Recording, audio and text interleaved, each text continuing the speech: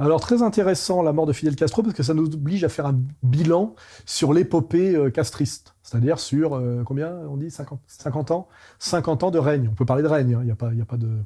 C'est marrant d'ailleurs que les royalistes, ça les gêne quand il y a quelqu'un qui règne ailleurs. Normalement, la droite la plus traditionnelle devrait se réjouir effectivement qu'un type ait pu régner sur un pays en n'étant pas uniquement une émanation de la bourgeoisie bancaire. Mais bon, ça c'est les contradictions de la droite et de l'extrême droite, c'est toujours un peu agaçant. Donc effectivement, on va être historique. Dans un premier temps, rappelons que Castro, par son héroïsme physique, parce qu'il faut oublier que c'est pas Giscard d'Estaing, Castro. Castro, je rappelle qu'il a pris le pouvoir, et il a pris le pouvoir en mettant sa vie au bout de ses idées. First films of Cuban rebel leader Fidel Castro and his ragged force in their mountain stronghold, made shortly before fighting erupted in all 6 of Cuba's provinces. This is the band, numbered at about 1,000, that for 16 months has held out in the rugged Sierra Maestre mountains near the island's eastern tip. Ill supplied, they make many of their weapons in crude jungle workshops. This is only the beginning. The last battle will be fought in the capital. You can be sure.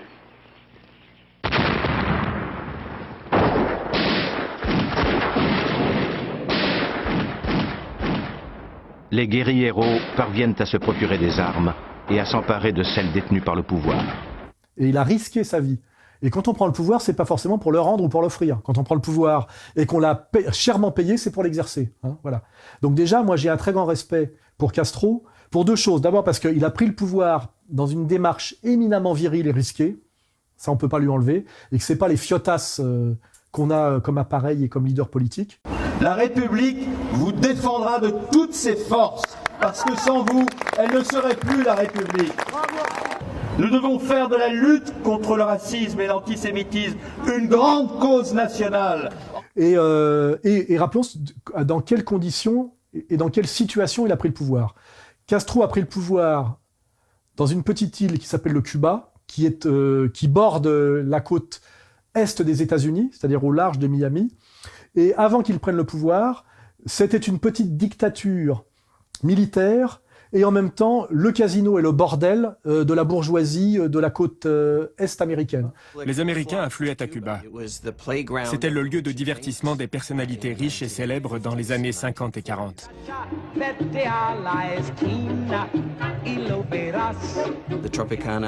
La discothèque Tropicana et tous les casinos avaient un succès extraordinaire. Ils étaient faciles d'accès. La prostitution était endémique, tout comme le jeu et la drogue. Toutes ces industries étaient contrôlées par la mafia aux États-Unis et à Cuba.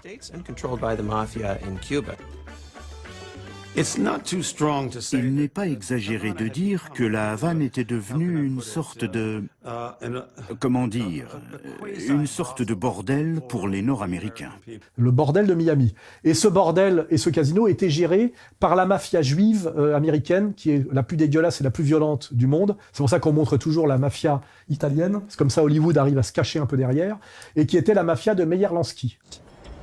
Batista charge officiellement le chef mafieux Meyer Lansky de relancer l'industrie du jeu, tombée en discrédit à cause de criminels de second plan. Le seul qui pouvait rencontrer Batista et qui traitait directement avec lui, c'était Meyer Lansky. L'accord prévoit que l'État cubain et la mafia financent ensemble la construction d'hôtels de luxe avec des casinos haut de gamme sous le contrôle exclusif de la mafia. Batista et son clan reçoivent régulièrement une partie importante des bénéfices. Le fait qu'en dehors de la capitale, Cuba soit sous-développé ne gêne pas du tout Lansky. Le tabac et le sucre, les principales sources de revenus du pays, sont entre les mains de monopolistes principalement américains.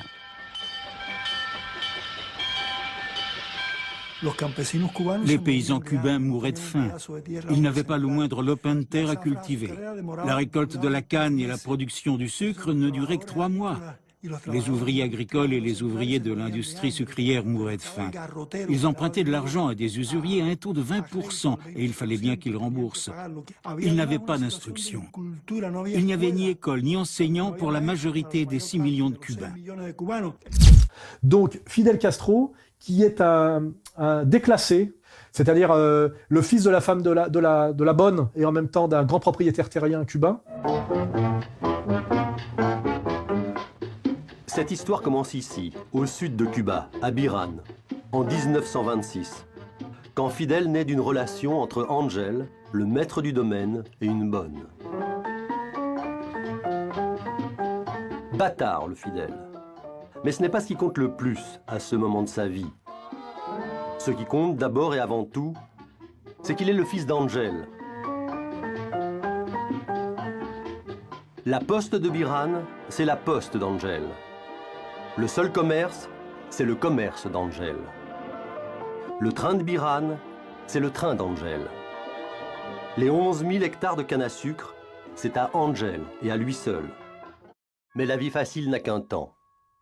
À 4 ans et demi, le paradis de Fidel s'effondre quand la femme légitime d'Ángel revient au village et menace de tout révéler. Fidel Rousse, sa sœur et son frère sont alors expulsés de Biran. Hein? Donc un déclassé, un type qui a une double conscience. Il a à la fois l'arrogance de la bourgeoisie et la conscience de la souffrance du peuple. Si me pregunta, por ejemplo, ¿qué otra cosa influyó mucho? Sí, dígame. Un privilegio y una suerte. Yo era hijo de terrateniente, no era nieto de terrateniente. Si hubiera sido nieto, habría nacido ya en un reparto aristocrático y toda mi amigo y toda mi cultura habría sido. Y cierto sentido de ser superior y todo eso. Donde yo nací eran pobres, todos. Eran hijos de obreros agrícolas. Y algunos que otros. Y mi propia familia por parte de madre. Et c'est ça qui fait en général les grands leaders, hein, cette double conscience. C'est la mienne, c'est celle de Dieudonné, c'est celle, vous verrez, de tous les mecs qui ont fait quelque chose dans l'histoire. Enfin, dans cette histoire-là, hein, cette histoire moderne, pas l'histoire des rois héréditaires, évidemment. Et donc, il prend le pouvoir sur un attentisme américain, faut le reconnaître. Au début, les Américains se disent, bon, à la limite, que ce soit lui ou Batista, ils font rien contre. Et d'ailleurs, au départ, il n'est pas marxiste-léniniste. Hein. Aux journalistes américains venus l'interviewer dans la Sierra, Fidel Castro promet l'instauration d'une démocratie libérale en cas de victoire. There is not communism or Marxism in our ideas. Our political philosophy is representative democracy and social justice in a well-planned economy. C'est un aventurier populaire, populiste et patriote qui est au départ un pragmatique. Le vrai marxiste-léniniste, un peu d'ailleurs, qui se la pète un peu, c'est comment dirais-je, c'est le commandante, c'est Che Guevara, et c'est ce qui d'ailleurs l'a amené à la mort, parce que toute sa vision internationaliste, marxiste, tiers-mondiste était entièrement... Dans sa quête d'absolu, il caresse la folle ambition de faire naître un homme nouveau, sensible aux joies du travail, aux impératifs moraux, aux motivations éthiques, et non aux satisfactions bassement matérielles. L'homme communiste, cher à Guevara, n'a que faire des augmentations de salaire puisqu'il se nourrit du désir de révolution. Malheureusement, ça correspondait à rien de la réalité. Hein. Il s'en est rendu compte en allant en Afrique, et je pense que c'est là qu'est devenue sa dépression. Et il allait mourir en Amérique latine à cause de la dépression qu'il a chopée en essayant d'aider les mouvements anti-impérialistes en Afrique. Hein. En avril 1965, Guevara, alias Monsieur Ramon, rejoint clandestinement le Congo. Le général Mobutu, soutenu par les Américains, est en passe de prendre le pouvoir. Quand le Che arrive au Congo, il n'y a plus rien à faire. En plus, il se retrouve avec des guérilleros congolais qui croyaient à l'efficacité du Dawel, une crème qu'ils se mettaient sur le corps et qui était censée les protéger des balles. Les Congolais n'étaient ni des combattants, ni des marxistes. Le Che se retrouve au Congo et c'est un désastre. Donc Fidel Castro, qui était un pragmatique, un populiste et un patriote authentique et intransigeant cubain, a réussi à libérer le peuple cubain de cette domination américaine mafieuse et militaire dans un premier temps, et il a été pour ça une idole totale du peuple cubain. Immédiatement après, il a fait ce que font en général les grands leaders populaires pour le démontrer, partage des terres, parce que c'était l'époque de grandes propriétés terriennes avec l'équivalent de serfs. Une fois Fidel revenu à Cuba, la priorité de la révolution est la redistribution des terres dans le cadre de la réforme agraire.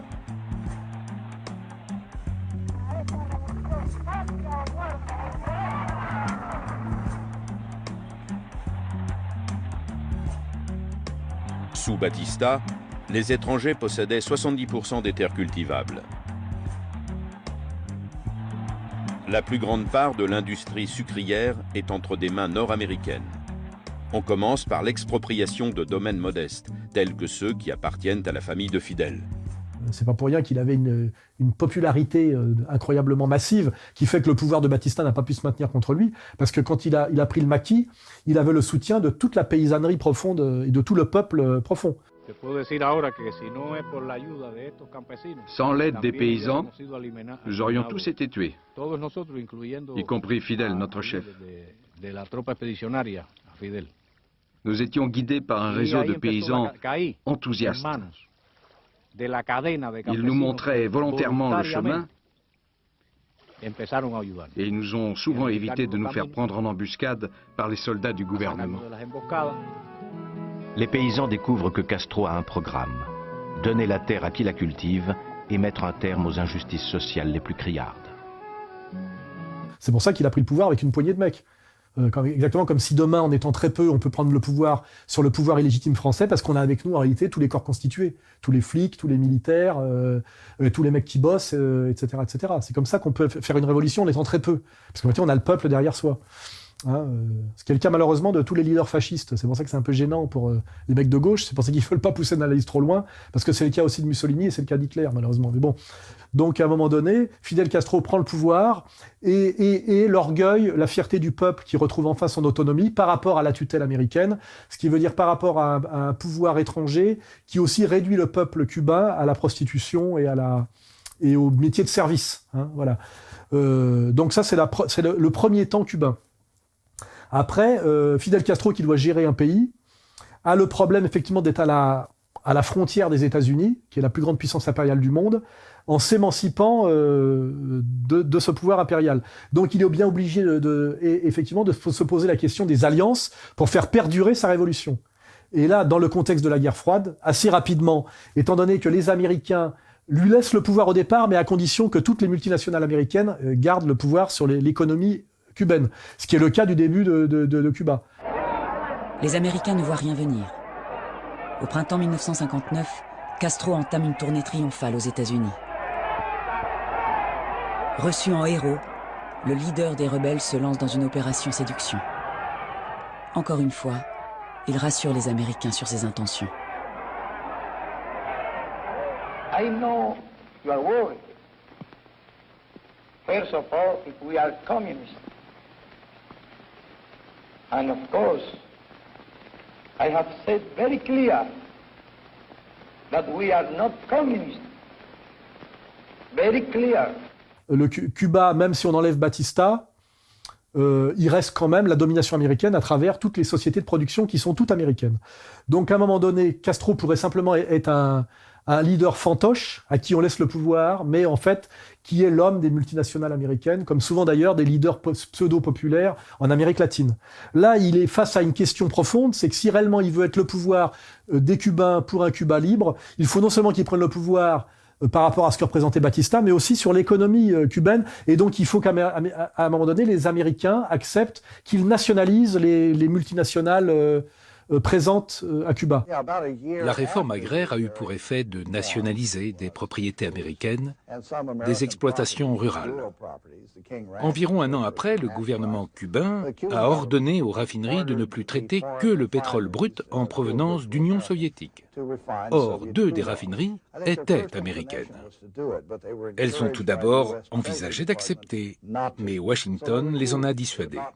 Elles ont refusé de raffiner le pétrole soviétique. Cuba les a alors nationalisées. Les États-Unis ont riposté en abolissant les quotas protégeant le sucre cubain. Cuba a répliqué à son tour en nationalisant toutes les propriétés américaines sur l'île. Finalement, en octobre 1960, les États-Unis ont imposé l'embargo contre Cuba. Tanto quedan nacionalizadas todas las empresas de la compañía eléctrica, todas las empresas de la compañía de teléfono, todos los bienes, por supuesto, y empresas de la Texaco y de la ESO. y además los 36 centrales azucareros que tenían. Donc ça veut dire que Castro, petit à petit, a été obligé, pour imposer aux Américains la nationalisation de toutes les multinationales américaines à Cuba, de se faire protéger par une puissance qui pouvait le permettre, ces nationalisations sans subir une invasion violente. Donc il s'est progressivement, dans un contexte de guerre froide, malheureusement marxisé, en réalité soviétisé. En fait, il s'est rapproché fatalement de la Russie, et se rapprochant de la Russie, il a été obligé de se déclarer socialiste, alors qu'il n'était pas au départ. L'économie de l'île, qui dépend à 90% des États-Unis, risque de s'effondrer. Fidel a besoin de quitter l'orbite des États-Unis. Et la seule façon de sortir de cette dépendance pour un petit pays comme Cuba dans les années 60, c'est de se rapprocher de l'URSS. Il n'y a tout simplement pas d'autre alternative. C'est une résolution pratique pour lui, pas une résolution idéologique. Fidel recevait pratiquement $1 million par jour de la part des pays socialistes et de l'Union soviétique. Et là, forcément, Fidel Castro, il doit donner des gages, et il va donner des gages politiques, des gages idéologiques. En 1961, Fidel Castro se déclare enfin communiste.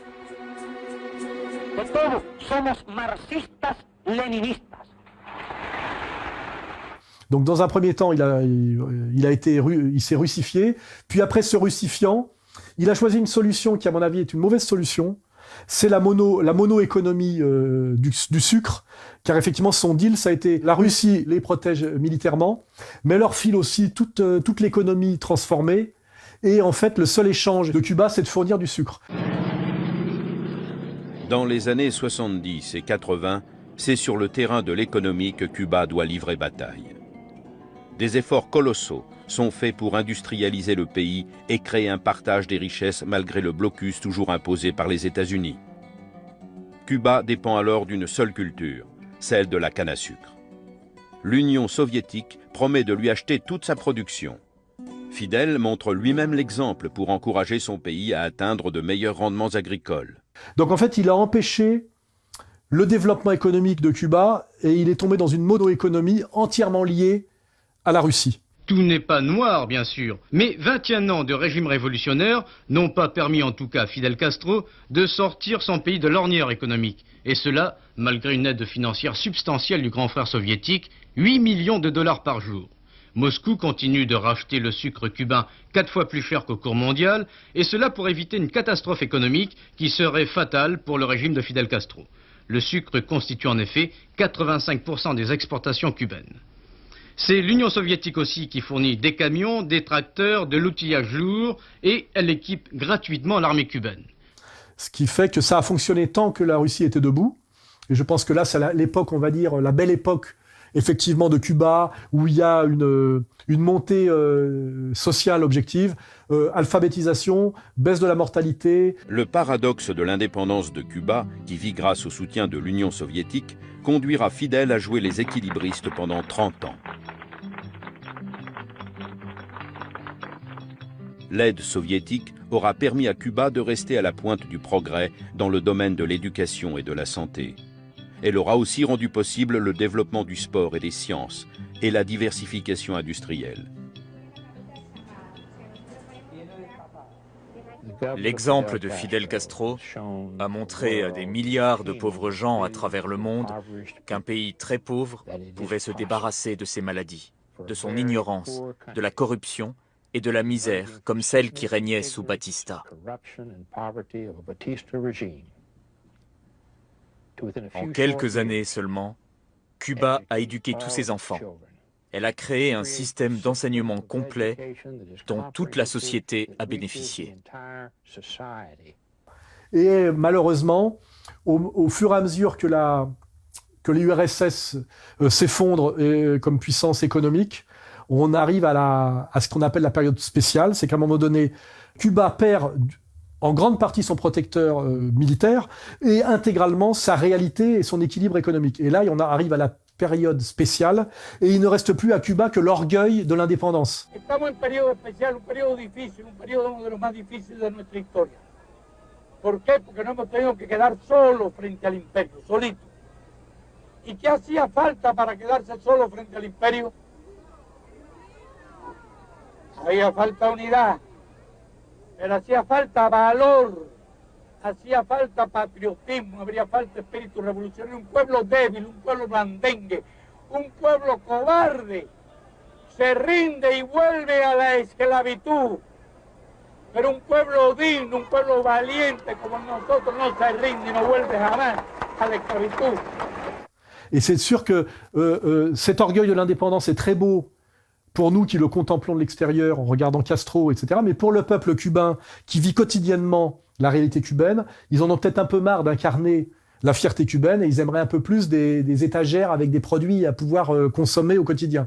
Queue interminable, carnet de rationnement, 80 grammes de pain par jour et par personne, des mois et des mois sans viande, pas ou peu de lait pour les adultes, pas de beurre depuis des années. La liste des produits qui manquent est presque aussi longue que les files d'attente.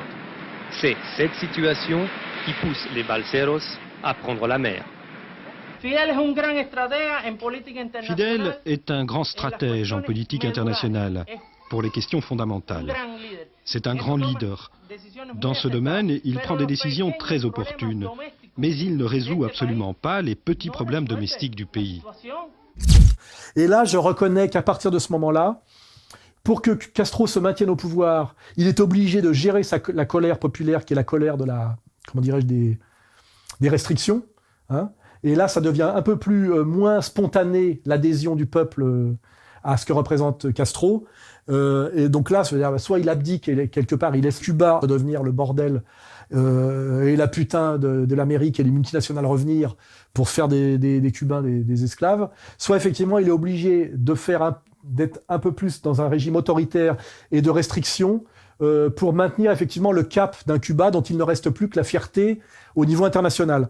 Et c'est vrai que là on peut dire que sur la longue durée, quoi qu'on reproche à Castro, il a fait en tout cas de Cuba une petite nation qui est une grande nation dans l'histoire de la deuxième moitié du XXe siècle et une grande nation sur l'échiquier international. C'est-à-dire qu'il a un peu sacrifié le confort quotidien des Cubains et le Cuba intérieur au prestige et au rayonnement du Cuba international.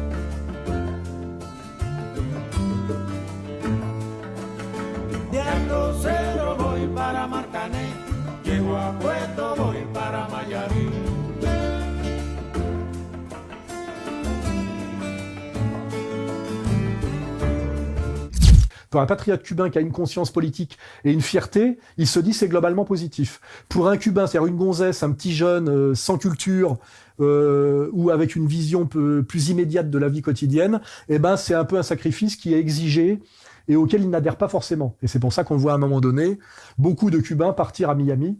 À la dérive, au milieu de l'océan. Malgré les risques, ils ont décidé de quitter Cuba coûte que coûte. Peu importe la tempête, les courants et les requins. Au large de la Floride, ces boat people cubains sont recueillis par les gardes-côtes américains, 537 hier, 339 avant-hier. L'exode le plus important depuis 1980. Radicalement anticastriste, la communauté cubaine à Miami est fortement mobilisée. Nous avons 10 000 signatures ici et plus de 3 000 à côté. Nous allons envoyer cette pétition à Washington pour un blocus total de l'île. Nous pensons que Castro aujourd'hui marche sur une jambe et il nous faut maintenant le faire tomber. Et je crois que c'est le bon moment. Mais ce que je remarque moi, c'est que les Cubains de Miami, si haineux qu'ils soient du pouvoir cubain, et si légitimes qu'ils soient en disant que Castro est quelque part un dictateur qui a sacrifié le confort des Cubains à sa vision quelque part internationaliste, parce qu'on peut pas parler d'impérialisme, mais d'internationalisme cubain. Ce que je fais remarquer, moi, c'est que, les Cubains de Miami n'ont jamais été capables de monter une contre-révolution cubaine et de renverser Cuba. Ce qui veut dire que leur popularité n'a jamais été assez forte pour pouvoir mener d'eux-mêmes une révolution. Ils ont créé une violence, une haine, des réseaux, du sabotage, mais ils n'ont pas pu faire ce que Castro a fait lui-même quand il a renversé Batista. Or, ils avaient infiniment plus de moyens de le faire, parce qu'à partir de la diaspora cubaine anticastriste de Miami, l'aide de l'Amérique, de la CIA, etc., s'ils n'avaient pas été autre chose que des Cubains de Miami en colère, ils auraient pu renverser Castro par une invasion qui aurait été bien plus efficace que celle de la baie des Cochons. Ce qui veut dire qu'ils n'ont jamais été profondément légitimes à Cuba. C'est ça que je veux dire. Le 3 avril 1980, 6 Cubains forcent avec un autobus les grilles de l'ambassade du Pérou à La Havane. 10 000 personnes s'y engouffrent. Et Castro d'annoncer une nouvelle politique de portes ouvertes, invitant les Cubains de Miami à venir chercher leurs proches au port de Mariel. Simultanément, gigantesque cérémonie de répudiation collective, des manifestations sont organisées pour stipendier les traîtres, les 125 000 candidats au départ. Les Cubains de Miami, c'était les Cubains en colère, mais qui sont un peu comme tous ces expatriés compradors, ces bourgeoisies en colère, mais qui n'incarnent jamais le peuple et la nation qu'ils ont fui. Un peu, on va dire, comme les royalistes en colère qui ont fui la Révolution française. Ils étaient peut-être des royalistes en colère et des légitimistes, mais jamais ils n'ont été reconnus par le peuple français profondément, même quand ils sont revenus comme étant la France honnête, parce qu'ils avaient trahi en rejoignant le pouvoir allemand, le pouvoir autrichien, et en jouant la défaite de la France, etc. Donc c'est ça qu'il faut bien faire remarquer. Si les Cubains de Miami étaient réellement le peuple cubain légitime contre le dictateur de Castro, ça se serait vérifié parce qu'ils auraient pu renverser Castro. Parce qu'au moment du pouvoir spécial, Castro n'a quand même réellement comme force que sa légitimité et son peuple en armes et son armée. Et ça n'aurait pas suffi. Si les Américains n'ont jamais essayé de le renverser, c'est qu'ils savaient que c'était pas gagné. Et les anticastristes de Cuba, s'ils avaient débarqué, se seraient pris une branlée quand même par le peuple cubain en armes. Voilà. C'est ma vision et je pense qu'elle est juste. Et hier, on a vu qu'en Floride, les exilés cubains se réjouissaient et fêtaient même la mort de Castro. À Cuba, c'est un peu différent. Ah oui, à Cuba, c'est très différent. Oui, comme tu le dis, c'est le deuil. Il y a énormément d'émotions ici, énormément de tristesse. C'est l'inverse de ce qu'on a vécu à Miami. Le gouvernement a décrété 9 jours de deuil national. Les spectacles ont été annulés, la vente d'alcool est interdite. Et puis surtout, il y a ces milliers de personnes qui viennent ici pour rendre hommage à Fidel Castro. En tant que Cubain, j'ai toujours ressenti un grand respect pour mon commandant en chef. Que représente Fidel Castro para usted? Il représente la fierté d'être cubain, le patriotisme, l'humanité, la dignité. C'est tellement douloureux, ce que je ressens dans mon cœur. Perdre un homme comme lui, le père du peuple, des enfants, de nous tous, qui nous a montré la lumière, la vie, mais il n'est pas mort parce que le peuple restera toujours à ses côtés. Alors après, malheureusement, Castro a été dans une époque où effectivement des deux blocs, où il fallait choisir entre l'économie libre et l'économie dirigée intégrale, et que l'économie dirigée intégrale a été la grande erreur économique de Castro aussi. Et d'ailleurs, une erreur que n'a pas commis Chavez après coup. Mais que ça, c'est l'histoire. Voilà, Castro, 20 ans après, aurait sans doute un peu libéré l'économie, c'est-à-dire autoriser la petite entreprise avec un État stratège et maintenir la nationalisation de tout ce qui était effectivement gros et stratégique. Il a été dans l'économie nationale intégrale, exactement sur la même erreur que l'URSS à partir des années 60-70. Et effectivement, ça, on ne peut pas le mettre à son crédit parce qu'effectivement, économiquement, Cuba est à peu près aussi efficace économiquement que l'Algérie, quoi. C'est pas pour rien d'ailleurs que c'est des pays alliés. C'est quand même des pays qui sont incapables de produire quoi que ce soit. Je veux dire, en termes de production d'objets. En tant que service, on peut respecter que Cuba a le plus haut niveau d'alphabétisation de l'Amérique du Sud, et même centrale, le plus haut niveau de médecins, très haut niveau aussi dans la recherche, ophtalmologie, microcardiologie, etc. Et que d'ailleurs les élites médicales algériennes aujourd'hui sont tenues par des Cubains, ce qui est quand même pas très d'ailleurs glorieux pour les Algériens, mais voilà. Donc il y a une énorme réussite de Castro aussi à ce niveau-là. Il a produit, comme tous les vrais, je dirais, despotes éclairés, des élites pour son pays dans les domaines éminemment, je dirais, objectifs que sont la médecine, la science, ce que d'ailleurs Chavez n'a pas eu le temps de faire. D'ailleurs, c'était le deal de Chavez et de Castro, c'était ça. Castro et Chavez, une amitié entre deux hommes, une alliance entre deux pays qui est en train de bouleverser l'équilibre géopolitique de l'hémisphère occidental. Outre leur passion pour le baseball, une admiration réciproque unit les deux hommes. Mais surtout, ils signent l'accord énergétique de Caracas, par lequel le Venezuela s'engage à approvisionner Cuba en pétrole à des conditions préférentielles. On accuse le président Chavez de vouloir nous faire cadeau du pétrole. Si c'était vraiment le cas, cela mériterait un monument au sommet de l'Everest. L'accord prévoit en fait une compensation commerciale en nature. Quelques mois plus tard, les premiers médecins cubains arrivent au Venezuela pour mettre en place un système de santé publique dans les quartiers pauvres. Ils sont 15 000 aujourd'hui. L'alliance Chavez-Castro était quelque chose de très respectable, de très beau, et qui me prouve que Castro n'est jamais tombé dans la trahison, contrairement à ce qu'on dit, et n'est jamais devenu une ordure, même s'il a été obligé à des moments, dans la réelle politique, non pas d'aller au suicide romantique comme Che Guevara, ce qui plaît beaucoup aux bourgeoisies. Hein. Il est obligé pour garder le pouvoir, même de sacrifier ses anciens alliés, de tricher, de faire des procès truqués, etc. Parce que pour garder le pouvoir coûte que coûte.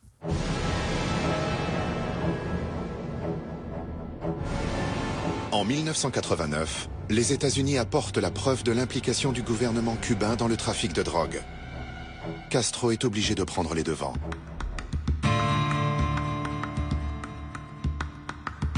Alors Castro fait tomber de nouvelles têtes. Tony de la Guardia, un intime de Raúl Castro, est sacrifié. Dans un procès public retransmis à la télévision, il avoue ce que le régime attend de lui. Trasladar un avión con no recuerdo la cantidad de cocaïna. Le général Arnaldo Ochoa et Tony de la Guardia sont fusillés le lendemain de la condamnation. Le pouvoir, ça s'exerce toujours assez virilement, assez brutalement, mais je pense qu'il a toujours gardé une vision anti-impérialiste, une solidarité internationaliste. D'ailleurs, on le voit d'ailleurs avec Kadhafi. Cette visite de Fidel Castro à Tripoli est un certificat supplémentaire de bon révolutionnaire décerné au colonel Kadhafi par le grand frère cubain. C'est un peu avec cette aura de pur du marxisme et de tombeur de l'impérialisme américain que Fidel Castro se déplace aujourd'hui à travers le monde, et il faut avouer que sa visite est très recherchée et même très prisée dans certains pays ou pour certains chefs d'État. Il a toujours eu à cœur l'intérêt supérieur de son peuple et de sa nation, et de son peuple, pas les élites. Hein. Et sa relation à Chavez était une très belle relation, et je pense que tout patriote, tout nationaliste, tout populiste authentique doit penser que ce qui mérite d'être vécu en politique, c'est sans doute l'alliance, par exemple, Chavez-Castro. Voilà. Et on peut, de ce point de vue-là, regretter les deux, et surtout les deux ensemble, l'un et l'autre se validant réciproquement. Hein. Tienes todo el apoyo del pueblo y su simpatía, todo el apoyo y la simpatía de tus compañeros de armas.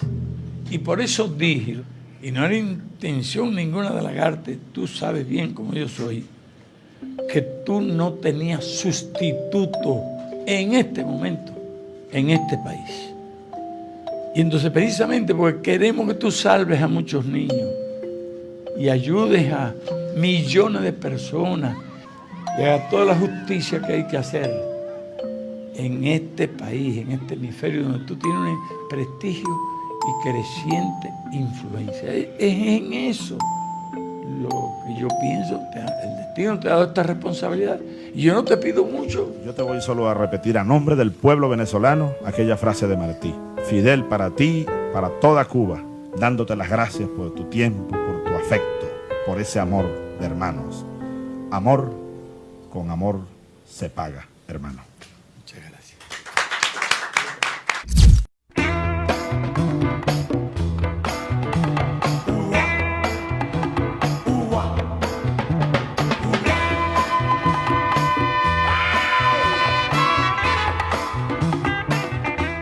Mediapart, c'est Plenel. Hein.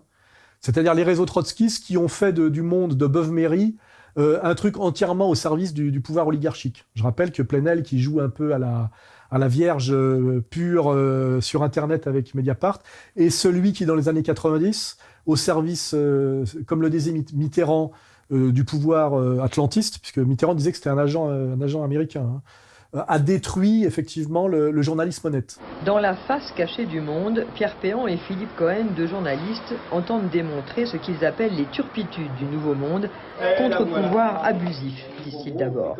Le journal aurait mis tout son poids dans la balance présidentielle de mai 1995 en faveur d'Édouard Balladur et tiré à boulet rouge sur Jacques Chirac. Lobbying intéressé. Jean-Marie Colombani aurait obtenu de Matignon une aide pour les MMPP, les messageries parisiennes, qui accorderont ensuite au journal quelques cadeaux. Trafic d'influence. L'histoire d'amour puis de dénigrement entre Le Monde et Jean-Marie Messier se joue sur fond de pages de publicité achetées par Vivendi, le groupe de Messier, et de prise de participation dans le capital du journal. Un violent réquisitoire qui attaque personnellement les 3 dirigeants du Monde. Alain Minc, président du conseil de surveillance, se voit reprocher son approche ultralibérale. Jean-Marie Colombani, directeur, son désamour de la France et son goût de l'argent. Edoui Plenel, enfin, directeur de la rédaction, accusé d'être un trotskiste manipulé par la CIA. Une accusation que les auteurs ne sont pas les seuls à livrer. C'était un journal subversif qui comptait dans ses rangs des gens qui étaient des agents de l'étranger. Voilà. L'histoire, elle est aussi simple que ça. Mitterrand me l'a dit, je le répète. Il vous a dit, Edoui Plenel, le directeur du Monde, est un agent de la CIA. Non, est un agent de l'étranger. Donc Mediapart, qui ne peut pas donc être soupçonné d'être notre ami, puisque c'est Plenel dont je viens de dire l'origine, admet que le premier site de réinformation de France, et le premier blog politique, c'est Égalité et Réconciliation. Ils sortent un chiffre de 8,5 millions, je crois.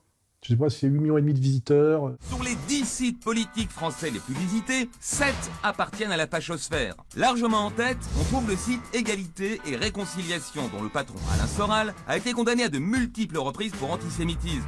Et je vous emmerde. À lui seul, ce site attire plus de 8 millions de visites par mois. Qu'est-ce que c'est que cette histoire? Je sais pas. Autre site très influent, F de Souche, qui attire 4 millions de visites par mois. Et ce qui est marrant, c'est que au même moment, on dit que la fachosphère, c'est-à-dire l'extrême droite, est la plus efficace sur Internet. Alors, ils appellent ça la fachosphère.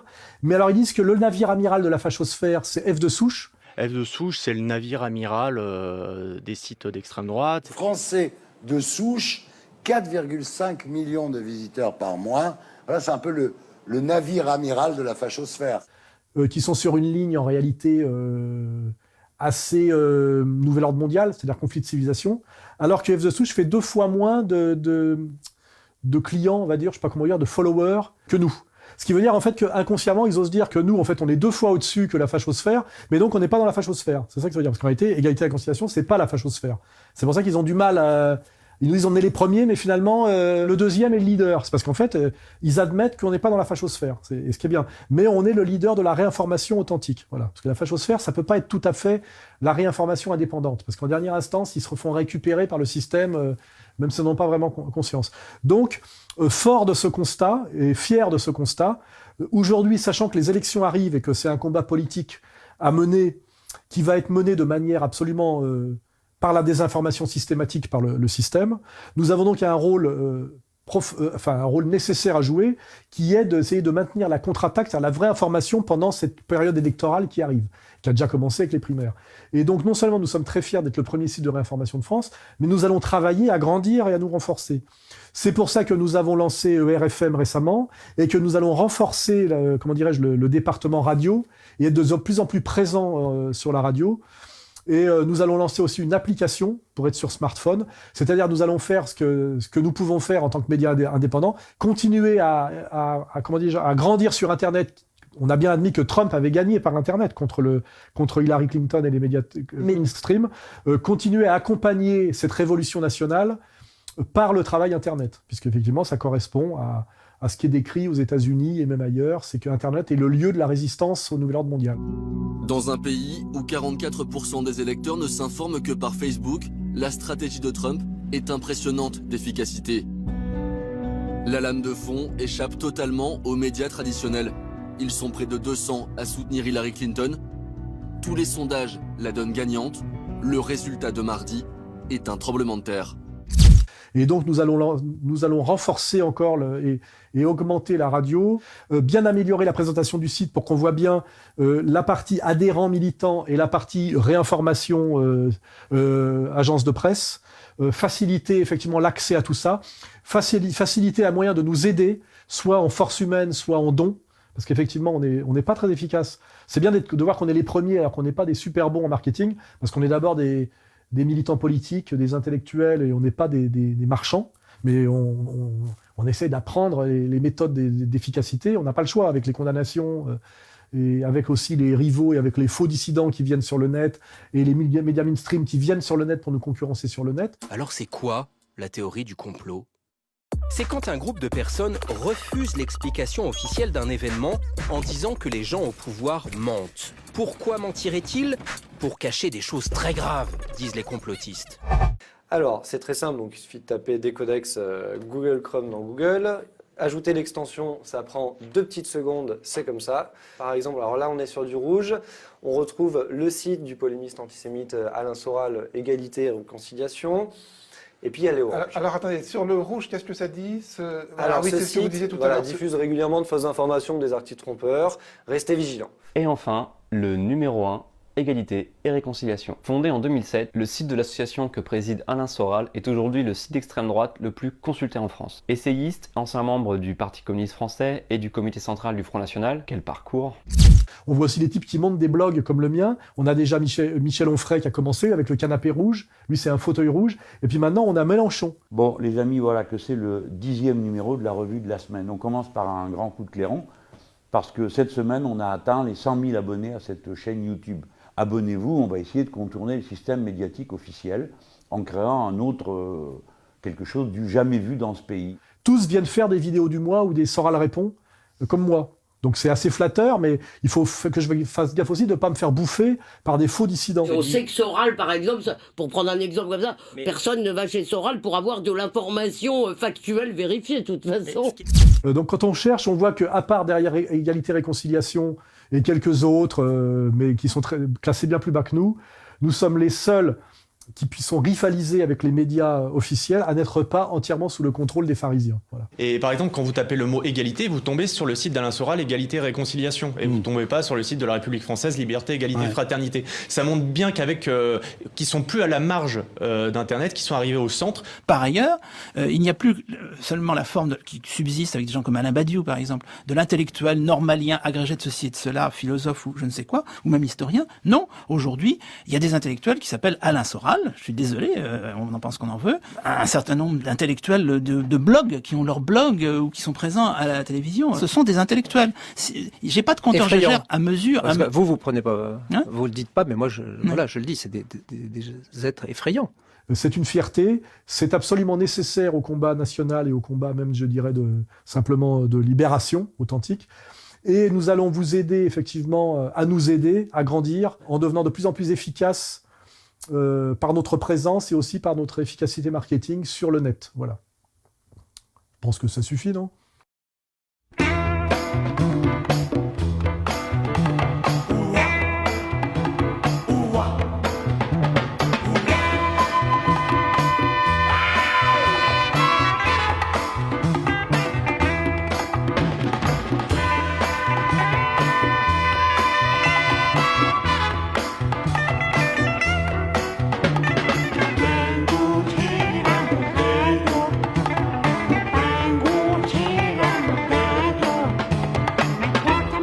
critiquer et critiquer le chrétien et grâce au